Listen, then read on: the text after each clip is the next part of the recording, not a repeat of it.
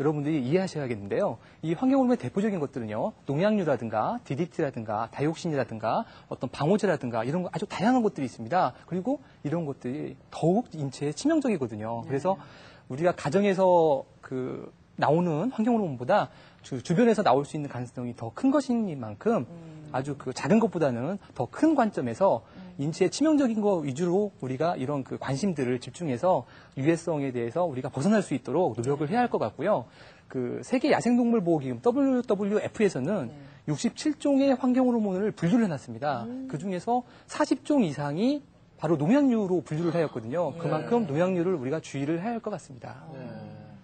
참 이 플라스틱 항상 주변에 보면 플라스틱이 많아요. 음료수병도 뭐 페트병이니 해서 참 여러 가지가 많은데 종류도 참 많을 것 같아요. 뭐 폴리 뭐 어쩌고 저쩌고 해갖고 종류도 참 많은 것 같거든요, 선생님. 플라스틱의 종류는 아주 다양한데요. 대표적인 것을 말씀드리겠습니다. 폴리프로필렌, 폴리에틸렌, 폴리스틸렌, 폴리카보네이트, 그리고 PET병 위주로 설명을 해드릴 수가 있겠는데요. 폴리프로필렌 같은 경우에는요, 스낵의 식품 포장용이라든가 플라스틱의 음식 보관 용기, 그리고 주사기, 세탁기 케이스 등으로 주로 만들어지고요. 특징은 반투명하고요. 플라스틱 중에서 아주 가볍고 내한성, 내열성이 아주 우수합니다. 폴리에틸렌 같은 경우에는요, 포장용 필름이라든가 샴푸 용기라든가 훌라후프라든가 이런 짤 수 있는 어떤 부드러운 소재에 주로 많이 사용됩니다. 이 보시는 랩 같은 경우에도요, 폴리에틸렌 재질로 만들어진 것입니다. 그리고 특징은요, 열이나 일광에 아주 안정적이고요, 내수성, 내화품성이 매우 뛰어납니다. 그리고 폴리스틸렌은요, 저온 유통이 요구되는 식품용 버터라든가 요구르트에 주로 많이 사용되고요. 특징은 내충격성이라든가 내열성이 굉장히 뛰어나고요. 성형 가공이 굉장히 광범위하고 착색도 굉장히 광범위하게 됩니다. 그리고 가볍고 무색, 무취하기 때문에 아주 다양하게 사용되고 있고요. 폴리카보네이트 같은 경우에는 우유병, 물병, 그리고 플라스틱의 음식 보관 용기, 그다음에 선글라스 등에 주로 사용되고 있고요. 투명하고 내충격성이 강하기 때문에 아주 다양한 용도로 활용되고 있습니다. 그리고 폴리에틸렌 테레플라이트 같은 경우에는요, PET병, 흔히 알고 있는 페트병이라고 하죠. PET병, 물병 등에 주로 활용되고 있고요. 근데 이 페트병을 주로 재소형하고 그러는데 이런 부분들은 좀 주의를 하셔야 할 것 같습니다. 그렇다면 이 중에서 이번에 문제가 제기됐던 플라스틱은 어떤 종류인가요? 예, 문제가 제기됐다기보다도 그냥 이슈화가 됐다고 하는 표현이 더 나을 것 같은데요. 폴리카보네이트 재질에서는요, 비스페놀 A라는 물질이 용출될 수 있다고 해서 주부님들이 아주 걱정을 많이 하시는데요. 사실 폴리카보네이트의 어떤 재질에 맞는 내성 온도가 있습니다. 그 온도에 적합하게 사용을 하신다면 비스페놀 A는 전혀 나오지 않습니다. 그리고 나온다 하더라도 식약청 규정에 의해서 적합하게 인체에 무해한 기준으로 나오기 때문에 너무 걱정하지 않으셔도 될 것 같습니다. 그냥 저희는 그냥 플라스틱이 안 좋대 이 말만 듣고 그죠? 우리 주부님들은 그동안 그냥 잘 사용했던 플라스틱 용기들이 그냥 바깥에 다 나와 있고 그렇죠. 그런 것들을 방지하기 위해서 저희 돈이 보이는 수요일에서 이렇게 준비를 한 것입니다. 여러분들 다른 이야기만 듣고 플라스틱 무조건 안 좋대 이거는 조금 어불성설한 그런 결정이 아닌가 하는 그런 생각이 듭니다.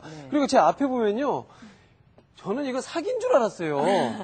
굉장히 단단하고 그냥 얼핏 봐서는 정말 플라스틱이라고는 믿겨지지 않을 정도의 경도도 가지고 있는 것 같은데 이게 멜라민 수지라고 이야기를 들었어요?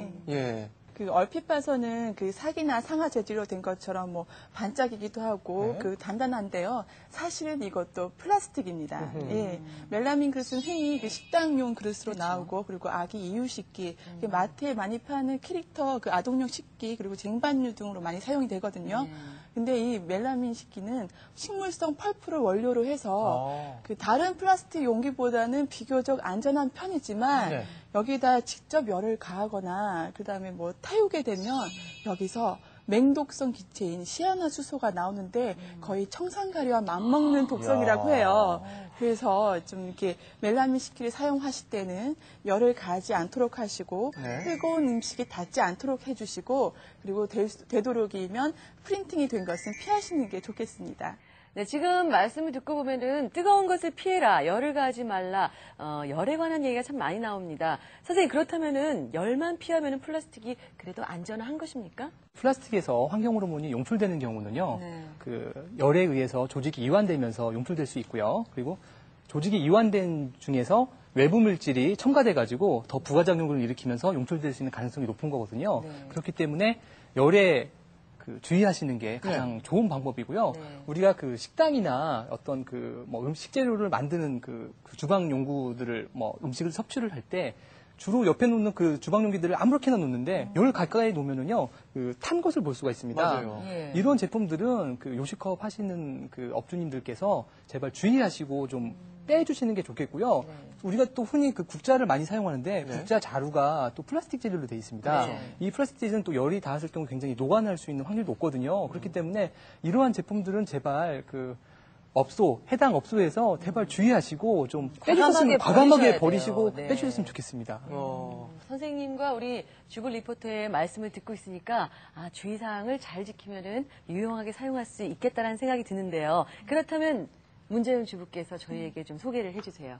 예, 우선 가장 중요한 거는요. 남용하지 않고 오래 사용하지 않는 게 제일 중요합니다. 그리고 몇 가지 주의사항을 지켜주셔야 되는데요. 첫 번째, 뜨거운 음식은 피하고 가열하지 않는다. 예, 어떤 플라스틱이든지 전자레인지에 돌리는 게 가장 안 좋거든요. 전자레인지에 돌리면 아무래도 환경 호르몬의 노출 위험이 그만큼 커지기 때문인데요.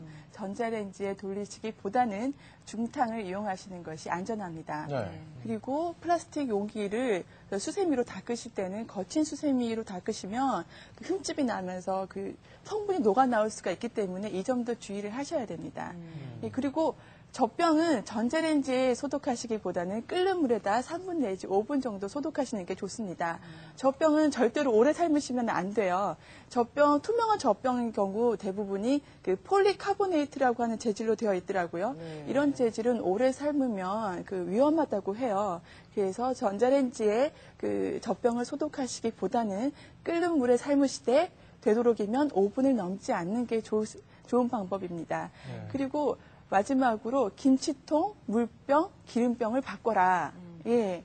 어떤 그 식품이든지 플라스틱 용기에 오래 담아두시는 게 아주 안 좋은데요. 그냥 아무것도 안 들어가 있는 물도 6개월 이상 장기간 담아두면 환경 호르몬이 녹아서 나온다고 하거든요. 예, 그러니까 오래 보관하시는 뭐 김치라든지 장아찌 같은 음식은 특히나 그 용기를 바꿔주셔야 할 것 같고요. 그리고 환경 호르몬이 특히 기름에 잘 녹는다고 하니까 제일 먼저 기름병부터 바꾸셔야 할 것 같습니다. 예. 주부님, 저는 또 궁금한 게 생겼어요. 제가 참 호기심이 여러 가지가 많거든요. 근데 이 플라스틱류로 제작이 된 용기들을 보면요.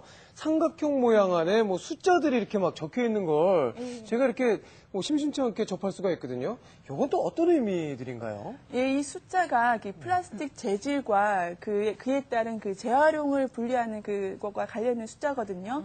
그 각각을 보면요. 1번은 그 페트병이에요. 우리가 흔히 알고 있는 페트병인데 이것은 재활용이 가능하고요. 주로 그 생수병이나 식용유병, 그 음료수병 등으로 이용이 되고 있습니다. 그리고 2번은 뭐 HDPE, 고밀도 플라스틱이라고 하는데 이것도 재활용이 가능합니다. 보통 세제통이나 샴푸통 등으로 사용이 되고 있고요. 그리고 3번은 V라고 해서 염화 비닐인데 이것은 보통 그 공업용으로 나온 것이고 가정용으로는 배출이 안 되는 건데 재활용은 불가능합니다. 그리고 4번 LDPE